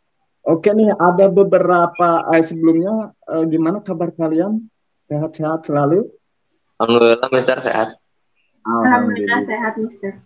Oke, sip. Nah, ini hari ini bertepatan dengan PPDB atau penerimaan peserta didik baru untuk sekolah kita ya. Jadi nanti kalian akan punya adik kelas yang baru lagi, kelas 7 nanti. Kalian berarti langsung wah, kakak pertama ini ya, kelas 9 nanti ke depannya dia dan juga Patan kelas 12. Insya Allah. Oke, ini Mister pengen tanya-tanya dulu nih. Cita-cita kalian ke depannya seperti apa? Dia maupun Patan, mau siapa dulu nih? Mau Patan dulu boleh silakan. Aku dulu ya. Oke, kalau sekarang ya cita-citanya lebih ke jadi dubes Mister. Wih, dubes ya. Dubes dari negara mana? Dubes Indonesia, Pak. Ke mewakili Indonesia di negara mana gitu. Masa aku ganti kewarganegaraan gitu maksudnya. Duta besar negara misalkan Inggris, duta besar di mana gitu. Kalau aku sih kayaknya mau Turki, Mister. Oh, Turki. Oh, ya. Jangan ganti kewarganegaraan. Iya, Mister. Iya, keren. Akan. Kemudian dia, kalau dia gimana nih? Cita-citanya apa nih dia? Kalau Sekarang pengen jadi jaksa, Mister. Jaksa, wow luar biasa jaksa. Yang satu dubes, yang satu jaksa. Kenapa pengen jadi jaksa dia? Jarang-jarang. Pengen aja, Mister. Oh, pengen aja. Iya. Oke, terus coba ceritakan aktivitas yang paling disukai di sekolah apa? Sekarang dari dia dulu. Aku di sekolah paling suka talent development-nya. Oh, talent development. Talent development apa boleh diceritakan singkat saja dia? Talent development-nya lebih suka di tahfiz, seru gitu. Oke.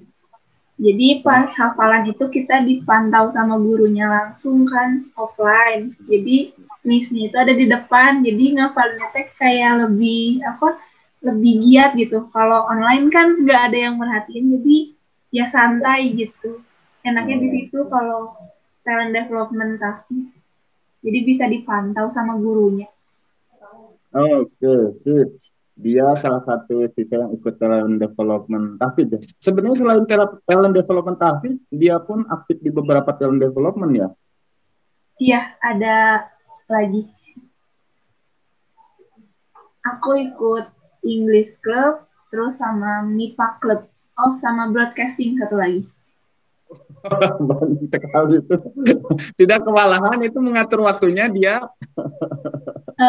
Sebelumnya ada lebih banyak, cuman karena ada yang bentrok, jadi sisa 4 doang, Mister. Oh, bahkan segitu teh udah dirampingkan ya. Oke, luar biasa, sukses selalu buat dia. Sekarang nih buat Fatan nih, Fatan aktivitas apa yang paling disukai di sekolah, Fatan? Aku mah mungkin ya karena orangnya gak suka dalam kelas gitu. Jadi aku suka kegiatan sekolah yang gak di dalam kelas. Ya kayak kegiatan ekstra gitu misalnya. Oke, contohnya apa nih Fatan yang di luar kelas? Ya kayak kegiatan broadcasting atau eskul lainnya kayak badminton kan ada. Terus sama pelajaran olahraga yang gak di luar kelas mah ya. Oke, iya. Oke, karena di kita juga ada ekskul broadcasting, ya, ada ruang broadcasting yang khusus dan juga ada talent development olahraga juga ya. Salah satunya adalah bulu tangkis yang diikuti oleh Fatan ya. Oke, sip. Kemudian pertanyaan terakhir, bagaimana sih karakter guru-gurunya? Karena ini workshopnya terkait karakter, juga mesti pengen nanyain karakter guru-gurunya melalui persepsi siswa. Persepsi. Atan dulu, gimana? Menurut aku ya, guru-guru di Tridaya itu sangat-sangat friendly gitu ya. Jadi kalau misalkan kesannya sama guru itu tegang gitu ya, deg-degan atau takut lah gimana ya. Kalau kita tuh ya kayak teman aja gitu, kasual gitu pembawaannya juga. Jadi mungkin jadi cepat masuk juga materinya. Tapi meskipun dianggap teman, tapi tetap adalah batas-batas antara siswa dan murid. Jadi saling menghormati gitu. Ya benar. Oke, sip, keren Atan. Kalau dia gimana nih karakter guru-gurunya di mata dia? Asik, seru, nggak tegang, nggak kaku gitu. Emang sih guru gitu kan ngasih tugas, tapi ngasih tugasnya teh kayak ke temen. Jadi kalau ngerjain tugas bareng sama guru teh kayak kerja kelompok aja gitu, kayak nggak belajar di kelas. Seru gitu. Guru-gurunya juga ya baik. Tadi kata Kak Fatan juga friendly, emang guru-gurunya dari yang SMA sampai yang SMP tuh kayak temen deket gitu, padahal baru ketemu. Itu sih paling Mister. Oke, sip. Alhamdulillah luar biasa sekali. Terima kasih banyak buat kalian, dia juga Fatan yang telah memberikan informasinya buat kita semua di acara workshop ini. Mister doakan mudah-mudahan kalian sukses ya. Dia mau jadi jaksa, akan mau jadi kedubes di Turki ya. Nanti jangan lupa kalau Mister nanti jalan-jalan ke Turki, nyimpang dulu ke kantornya Atan ya. Oke, sip. Sukses selalu buat kalian. Terima kasih sekali lagi. silakan kembali lagi ke aktivitasnya masing-masing entrepreneurship buat dia dan juga akan kegiatan PO-nya. Wah, di sana sudah ada Misteri juga ya. Oke, alhamdulillah. Sesi berikutnya masih kita lanjutkan ke Mbak Wi. Ini masih ada beberapa pertanyaan yang tadi muncul. Silakan untuk bisa masuk 10 menit untuk sesi terakhir. 10 menit ya. Sebenarnya ada sesi belakangan tuh ada keterampilan yang perlu dimiliki oleh orang tua ya untuk supaya bisa mengembangkan karakter. Tapi kayaknya sepertinya panjang jadinya kalau kayak gitu ya. Ini ke depan Mr. Adi bikin workshop apa ya? Kayak grup apa WA, diskusi WA gitu ya, supaya kalau diskusi WA kan waktunya bisa lebih panjang ya. Dibahas bisa lebih Sebenarnya ini saya juga udah beberapa kali sih sampaikan soal beberapa keterampilan yang perlu dimiliki oleh orang tua. Kalau misalnya kalau ada YouTube ya, rekaman YouTube-nya mungkin bisa dicek lagi ya. Karena ini ada pertanyaan bagaimana untuk membantu mengembangkan karakter anak supaya dari Ibu Meta ya, supaya bisa self-driven atau self-motivated. Karena sekarang anak saya cenderung harus selalu dimotivasi dahulu sebelum mengerjakan sesuatu. Semoga bisa menjawab. Jadi, salah satu keterampilan yang harus dimiliki orang tua untuk bisa mengembangkan karakter anak itu yang pertama, yang paling penting adalah kita harus tahu dulu sebenarnya anak kita tuh seperti apa. Jadi, pengetahuan itu maksud bukan hanya pengetahuan pengetahuan itu sifatnya harus objektif gitu maksudnya ya. Jadi bukan hanya apa yang kita pikir, apa yang kita rasa gitu, tapi memang katakanlah kita juga harus membuka diri untuk mendapatkan evaluasi dari orang lain mengenai gimana sih anak kita. Kalau misalnya anak kita ini SD atau SMP ya gitu. Kalau misalnya SD kemudian dia self-driven-nya masih kurang, coba cek bagaimana kemandiriannya dan sebagainya. Itu adalah kita sendiri harus mencari tahu lebih banyak tentang anak gitu. Dan sumbernya dari mana sih? Dari kita mengamati anak sendiri, kita tanya, kita lihat gitu. Bagaimana katakanlah kalau di rumah mungkin apakah fokus konsentrasinya bermasalah gitu ya. Apakah memang benar-benar dia tidak masalah dengan fokus konsentrasi, tapi dia kurang merasa tertantang dengan tugas-tugasnya gitu ya. Kemudian bisa jadi ada beberapa permasalahan, misalnya apakah dia saat itu merasa ingin ditemani oleh orang tua, dan itu sangat beragam gitu. Kenapa seorang anak itu tidak merasa termotivasi? Kalau akan lebih mudah kalau misalnya saya kasih misalnya sekarang sesi tentang atensi konsentrasi, sesi tentang permasalahan anak gitu, yang permasalahan belajar anak dan sebagainya. Tapi pada intinya kan ini kan sesi parenting ya. Jadi sebenarnya apa sih yang harus dimiliki oleh orang tua gitu untuk mendampingi anak adalah keterbukaan untuk selalu mencari tahu ada permasalahan apa sih pada anak saya sehingga dia kurang termotivasi. Terbuka untuk melihat bagaimana kapasitasnya, bagaimana kemampuannya gitu. Apakah ada kesulitan dia di situ mengikuti pelajaran? Karena kalau misalnya dia ada kesulitan mengikuti pelajaran, berarti tugas ini terlalu berat untuk dia gitu. Maka si self-driven, self-motivated itu nggak ada muncul. Atau misalnya tugas ini terlalu mudah untuk anak ini jadi tidak menantang gitu. Kalau kayak gitu berarti harus dicari cara memberikan tugas dalam porsi yang lebih menantang, tapi sebenarnya similar ya, setara gitu dengan tugas yang diberikan. Bisa konsultasi dengan gurunya. Atau yang terakhir misalnya dia bisa sih ini sesuai dengan kemampuan dia gitu, tapi memang dia ada masalah emosi itu misalnya. Dia lagi enggak mood dan sebagainya. Nah, ini harus dicari cara dengan ngobrol gitu. Kita cari gimana caranya. Orang tua juga harus memberikan batasan bahwa kalau misalnya mengerjakan tugas itu adalah wajib sesuai dengan si deadline yang diberikan gitu. Nah, berilah reward kalau misalnya kamu selesai tugas ini kemudian selesai, nanti boleh jajan sekali gitu. Atau misalnya kita kasih seperti itu, tapi lama-kelamaan akhirnya kita kembalikan ke anak. Itu kan enak ya kalau misalnya ternyata kamu bisa selesai tepat waktu. Jadi beragam caranya, tergantung dari kondisi anak seperti apa. Dan kondisi anak seperti apa kita juga harus terbuka untuk mencari tahu. Kemudian kita juga harus terbuka, harus mencari berbagai alternatif. Misalnya kayak tadi, dia itu karena nggak mampu gitu ya. Berarti kalau gitu kita harus cari apakah kita ajarin langsung, apakah kita cari sumber yang bisa ngajarin, apakah kita meluangkan lebih banyak waktu untuk ngajarin dan sebagainya. Atau misalnya dia sebenarnya mampu tapi nggak termotivasi, apakah tadi kasih reward, apakah misalnya sekarang kita kasih batasan, apakah kita temani anak, itu benar-benar beragam dan itu harus kita cari. Semoga menjawab ya Bu Meta. Kalau ada ini, atau Bu Meta mau open mic bertanya langsung? Oke, silakan Bu Meta kalau mau open mic. Ini ada reward juga Mbak Wi untuk yang bertanya open mic, itu ada pulsa sebesar Rp50.000 untuk 5 penanya. Oh iya ya, mesti tadi ada ya. Boleh Mama Papa, nah, ini salah satu membentuk karakter tuh nggak ya? Beri reward. Diawali supaya habitnya muncul ya, supaya habitnya muncul, habit untuk aktif bertanya gitu, aktif berdiskusi. Silahkan mungkin Papa, kalau ada Mama dan Papa, kalau ada yang mau bertanya langsung. Belum ada ya, nanti dari yang bertanya aja kali ya. Nah, selanjutnya Bunda Kay dan Alin, bagaimana mengajarkan anak disiplin dengan kebiasaan atau aturan yang ada di rumah maupun di luar rumah. Terkadang anak mengerti atau melaksanakan saat diingatkan saja. Nah, ini salah satu caranya ya untuk mengajarkan habitnya. Itu kadang-kadang aku nggak tahu ya, tapi mungkin nanti Bunda Kay bisa open mic untuk jelaskan.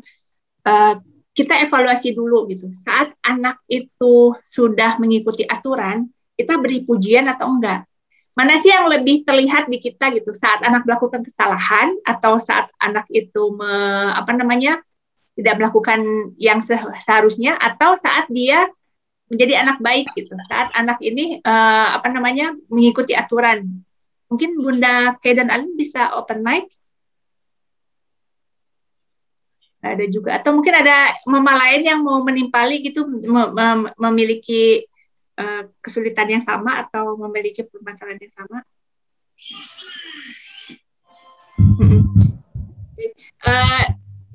Bunda Anissa mungkin, Anissa Azahra mau berkomentar atau berdiskusi juga, silakan. Mau bertanya Miss. Oke. Ini mau bertanya, seberapa besar faktor lingkungan menentukan pembentukan karakter pada anak? Seberapa besar? Oh, ini sebenarnya nggak sejalan. Nanti yang Bunda Ki bisa di pending dulu ya. Sangat besar. Makanya ini yang sekarang kita bahas saat ini gitu ya. Bagaimana relasi orang tua dengan anak bisa mempengaruhi pembentukan karakter. Gitu. Jadi sama seperti sudah saya ungkapkan bahwa cara kita dari yang video tadi juga ya, cara orang tua menangani anak saat anak itu menunjukkan karakter yang kurang baik, itu bisa menentukan ke depannya apakah anak bisa muncul karakter yang lebih gigih atau lebih bertanggung jawab sama tugas-tugas. Itu mungkin Bunda Mam Anissa menjawab. Ini mau bertanya faktor lingkungan luar, bukan lingkungan keluarga, faktor lingkungan luar. Oh, lingkungan luar. Anaknya umur berapa, Mam?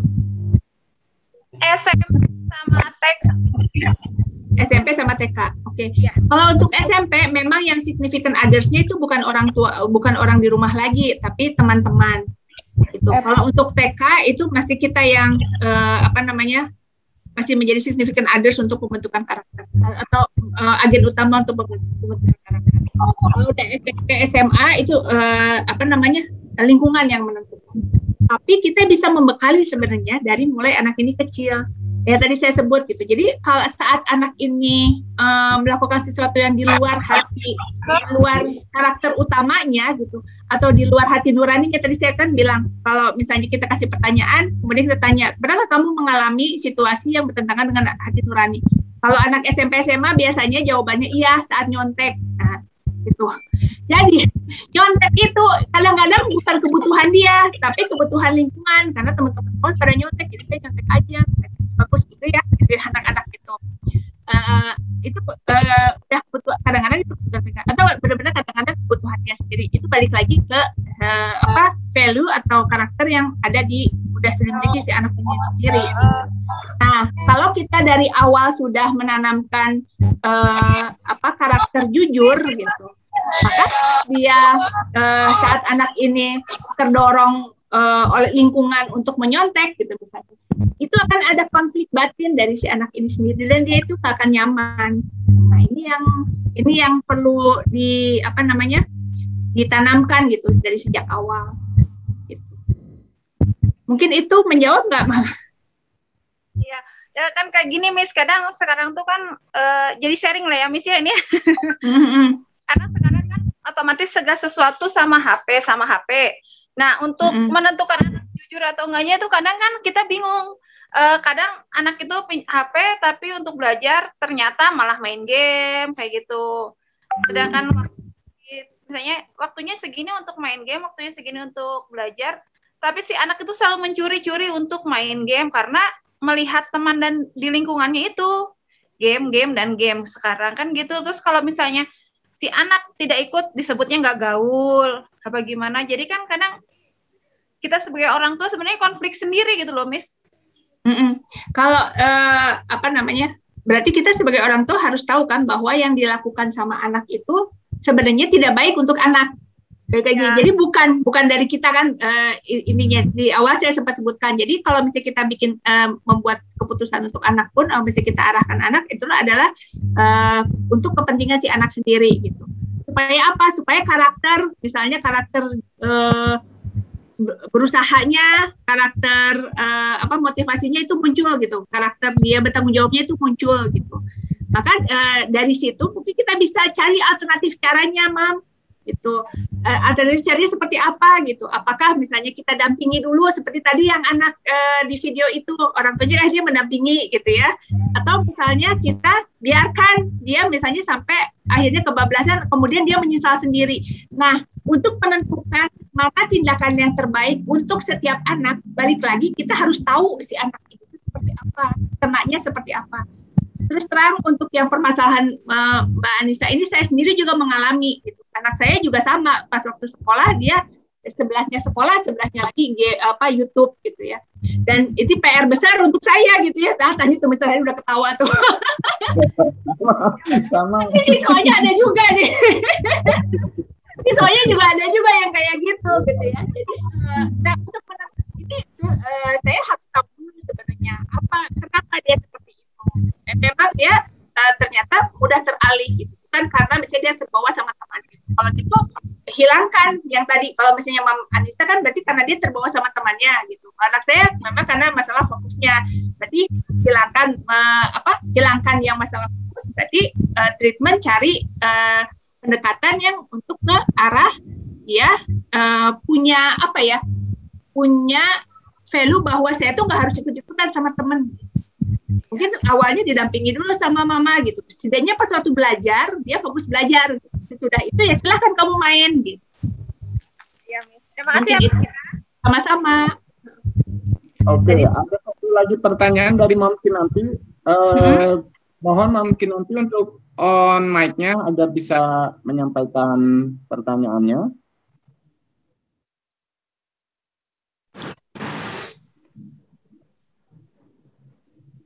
Ya. Assalamualaikum. Waalaikumsalam, Mam. Ya. Punten saya lagi di luar jadi pakai masker. Mangga. Gini, Miss, saya pernah baca sebuah artikel mengenai pengaruh kalau anak tuh nggak boleh dikasih terlalu banyak mainan. Gitu. Nah, kalau saya ke anak itu jadi kalau misalnya dikasih reward, itu bentuknya mainan, Miss. Jadi misalnya habis rapotan, ngapresiasi dia udah belajar, saya kasih mainan gitu. Terus kalau misalnya habis lomba atau saya kasih mainan kayak gitu-gitu. Nah, jadi ada konflik batin antara saya tuh takutnya katanya nanti akan mempengaruhi ke anak, jadi terlalu terbiasa apa-apa tuh harus dikasih reward, apa-apa tuh harus dikasih mainan, terus nanti akan membatasi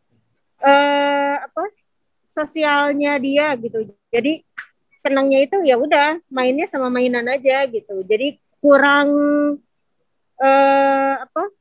Ya, jadi hubungan sosialnya jadi nanti kurang katanya gitu. Itu gimana, Miss? Oke. Anaknya umur berapa, Mam? Yang satu 10 tahun, yang satu 5 tahun. Oke. 4 tahun. Makasih pertanyaannya ya, bagus untuk kita diskusikan bersama. Apa namanya? Tadi kan ada kekhawatiran kalau gitu nanti banyak kasih reward gitu ya untuk anak gitu.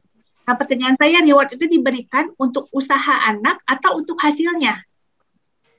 Jadi untuk usahanya. Jadi walaupun misalkan hasilnya misalnya nih rapotnya sebenarnya ada yang turun, tapi saya bilangnya terima kasih ya udah belajar belajar keras gitu untuk UTS ini misalnya gitu. Boleh deh kasih mainan walaupun mainannya cuma 20.000, 30.000 gitu. Tapi itu tuh setiap kali rapotan ya rutin. Anak itu sudah berharap gitu dia dapat mainan setiap kali rapotan. Oke, memang ada gimana ya? Saya nggak bisa bilang ini sesuai atau tidak sesuai karena balik lagi tergantung dari situasinya, tergantung dari karakter anaknya, tergantung dari kebiasaan orang tua mungkin juga yang dibawa oleh orang tua dulu waktu pola asuh orang tua yang sebelumnya gitu ya. Nah, sebaik-baiknya memberikan reward adalah jadi hasilnya si anak itu adalah reward untuk dia. Jadi saat kalau dia berusaha kemudian dapat katakanlah nilai baik gitu. Nah, berarti si nilai baiknya adalah rewardnya untuk dia gitu. Kemudian mama menguatkan dengan memberi hadiah. Jadi si rewardnya mungkin yang baik yang mama lakukan adalah penguatan untuk supaya dia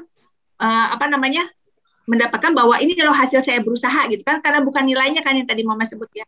Jadi mama memberi hadiah untuk memberikan penguatan. Tapi sebenarnya reward utamanya adalah hasilnya dari si anak itu sendiri. Jadi nanti si anak itu belajar bahwa kalau saya berusahanya lebih keras, maka misalnya nilai nih ya, maka nilainya akan lebih baik. Kalau saya berusahanya biasa-biasa aja, berarti nilainya segini. Kalau saya berusahanya kurang, berarti nilainya segini. Nah, si nilai ini yang nanti memicu si anak untuk berusaha, bukan si penguatnya gitu loh, Mam. Oh, jadi boleh misalkan satu lagi. Jadi boleh misalnya kalau nilai matematika kamu nilainya 95 sampai 100, nanti dikasih uangnya sekian. Tapi kalau di bawah 90 misalnya dikasih uangnya sekian, gitu boleh? Menurut Mama gimana? Berpatokan pada usahanya atau berpatokan pada hasilnya? Karena kalau hasil variabelnya banyak itu, Mam. Kalau misalnya nilai ya, variabelnya nilai variabel yang mempengaruhi nilai itu banyak. Sementara kalau dia usaha, misalnya Mama lihat gitu, dia belajar sampai malam gitu ya, untuk terus-terusan ngulik soal yang sulit ya, atau bisa dia bertanya kepada Mama saat soalnya sulit gitu ya. Sama itu dia dapat nilai 50. Padahal dia effortnya udah nanya ke guru, udah nanya ke Mama, udah ikutan remedial teaching gitu ya. Tapi nilainya 50. Kemudian dia nggak ngapa-ngapain nih gitu. Dia baik-baik belajar biasa aja gitu ya. Terus tidur lebih awal, nggak ikutan remedial teaching, nilainya 95 gitu. Kira-kira gimana, Mam, yang lebih dihargai yang mana? Kalau saya sih lebih menghargai yang usahanya itu, Miss. Jadi walaupun misalnya nilainya 90, tapi tetap saya apresiasi gitu, Miss. Nah, cuman kalau misalnya diterusin kayak gini, bagus sebenarnya apa enggak, Miss? Kalau tadi yang diapresiasi 95, berarti si reward itu dikasihnya saat dia terlihat berusaha. Gitu. Jadi sehingga dia menjadi penguatan pada perilakunya, bukan pada si nilainya gitu. Jadi penguatannya gitu. Mungkin lebih itu. Sama tadi bagus atau enggak banyak banyak mainan gitu ya. Nah, kalau bagus atau tidaknya ya balik lagi dikembalikan bagaimana pengaturan aturan untuk memainkan itu gitu. Apakah tidak berbatas waktu? Ya kalau misalnya tidak berbatas waktu berarti kurang bagus gitu. Kalau misalnya dia berbatas waktu, Oke, atau misalnya dia apik pada mainannya, kan itu karakter apik pada mainan juga salah satu karakter, pembentukan karakter, kan dia bertanggung jawab pada barang miliknya gitu. Atau dia dapat sama dia dirusak-rusakin gitu, misalnya ya anak lain gitu, misalnya dia rusak-rusakin kan berarti nggak dapat juga tuh pembentukan karakternya. Itu Mam, semoga bisa menjawab. Ya, makasih Miss, makasih. Sama-sama. Ya, nuhun Mister. Oke. Ini paling satu lagi nih Mbak Wi, Ya. untuk tapi masih nyambung sama tadi yang reward tersebut gitu ya. Ini ada satu kasus saja ya. Ini pertanyaannya, ini kondisinya jika orang tuanya sudah memberikan challenge, tetapi anaknya malah udah deh saya lebih baik tidak mendapatkan reward tersebut sehingga bundanya speechless. Nah ini bagaimana untuk menumbuhkan karakter semangat dan berkompetisi gitu Mbak Wi? Ya sebenarnya nggak ada, yang sulit itu sebenarnya nggak ada rumusan standar ya gitu. Semangat kompetisi itu mulai muncul kalau anak itu merasa mampu, kalau di bahasa psikologinya ada namanya self efficacy gitu ya. Dan saat dia merasa percaya pada dirinya sendiri atau namanya self esteem. Jadi saat anak itu merasa mampu, kalau dia memiliki self efficacy, mungkin nanti bisa di googling sama Bunda Elang ya berarti ya. Sama Bunda Elang bisa di googling ya, self efficacy. Saat anak merasa mampu, dia akan menilai gitu bahwa saya itu bisa, dan itu yang menjadi pendorong dia untuk berusaha. Tapi kalau misalnya self efficacy-nya rendah gitu, berarti dia akan melihat situasi itu sebagai mengancam, karena nanti saya nunjukin kalau saya tuh nggak mampu dan sebagainya. Kalau gitu udah mendingan nggak usah aja hadiahnya, karena itu jauh melampaui kemampuan dia gitu. Padahal gitu ya, kita bisa lihat gitu dengan kita bisa mengevaluasi bahwa sebenarnya anak kita tuh mampu. Nah ini juga sebenarnya terkait sama bagaimana treatment kita terhadap anak kita gitu ya. Kalau misalnya kita lebih memberi apresiasi pada usahanya gitu ya daripada hasilnya gitu. Jadi anak itu kan nggak peduli nanti hasilnya seperti apa, yang penting mencoba. Karena sebaik-baiknya berkompetisi itu sebenarnya bukan berkompetisi saingan sama orang loh gitu. Mungkin Mama sama Papa pernah nonton yang Olimpiade sebelumnya, ada yang di-share tuh ya, yang mereka sama-sama loncat tinggi ya, siapa tuh yang dari luar negeri tuh sama-sama lompat tinggi berdua, kemudian nilainya sama semua, tapi begitu terakhir penentuan siapa juara, yang satunya tuh cedera, sehingga akhirnya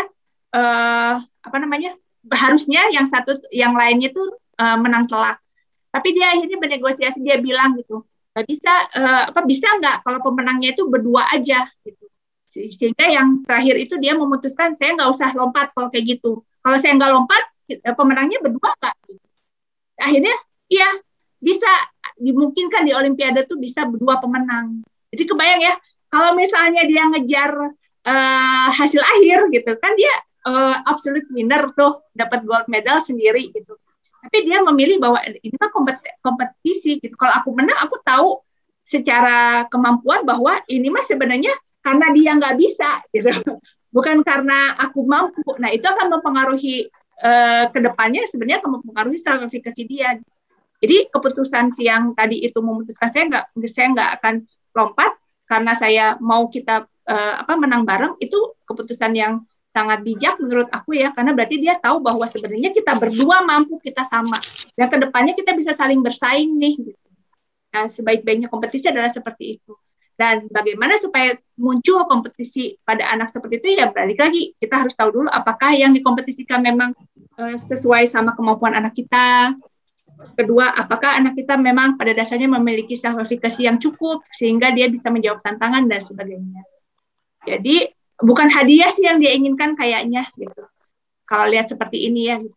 Mungkin apa gitu ya, lebih ke pendampingan orang tua atau dorongan orang tua dan sebagainya. Mungkin bisa dievaluasi lagi, kalau perlu Mama bisa konsul ya, gitu. Karena baik lagi unik lah gitu untuk setiap anak. Semoga bisa menjawab. Oke, sip. Oke. Aduh, terima kasih banyak Mbak Wi sebenarnya.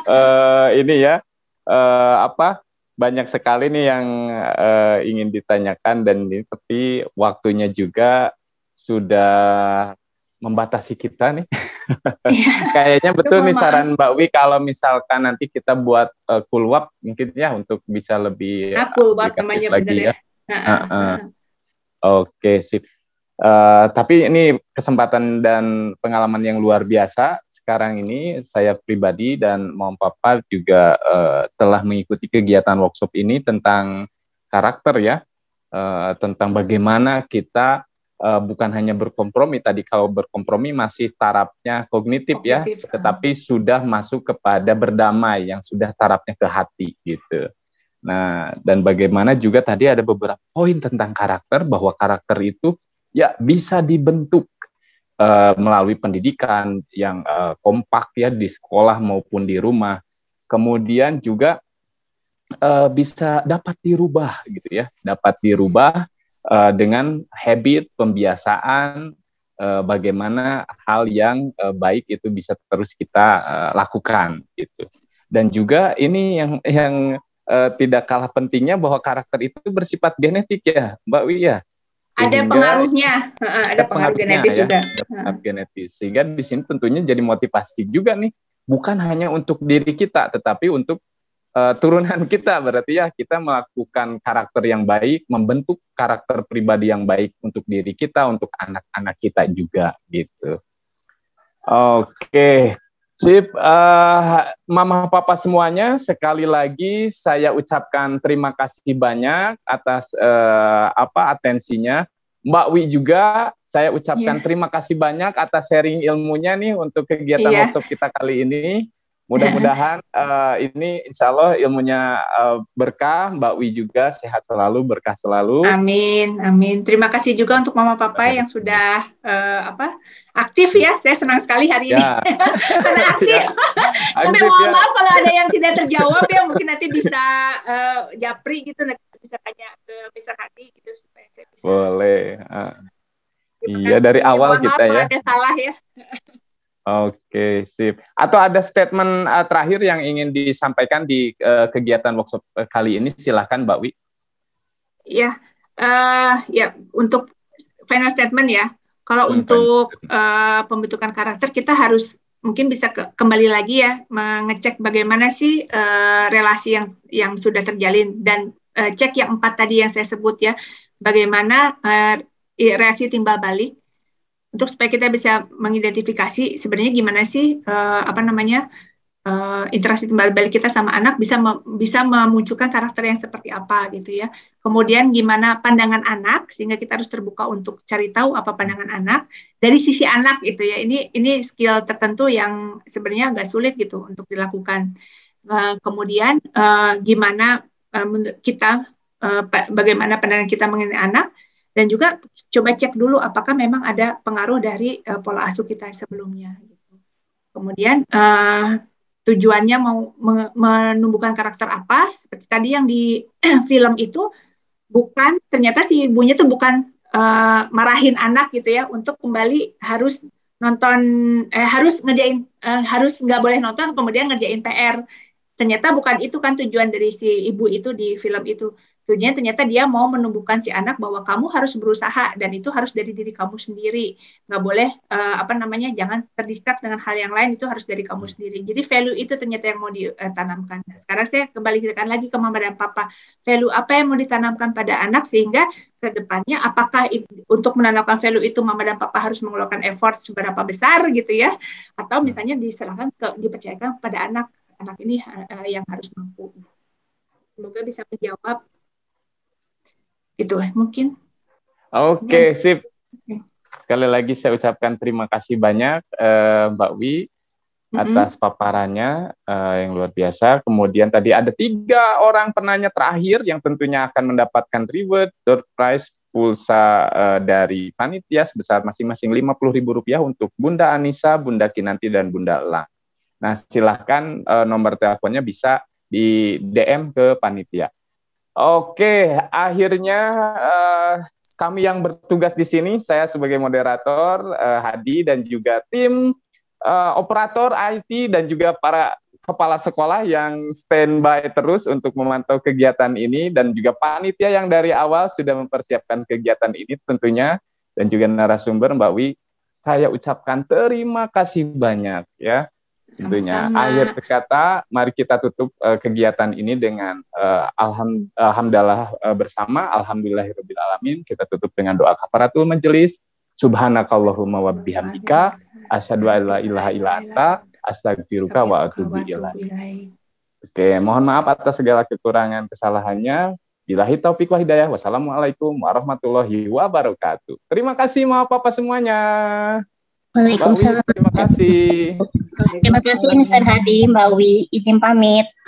Sama-sama, Mangga. Sama-sama, makasih juga. Terima kasih Mister, terima kasih Mbak Dwi. Ya, sama-sama, Mam. Sama-sama, makasih juga.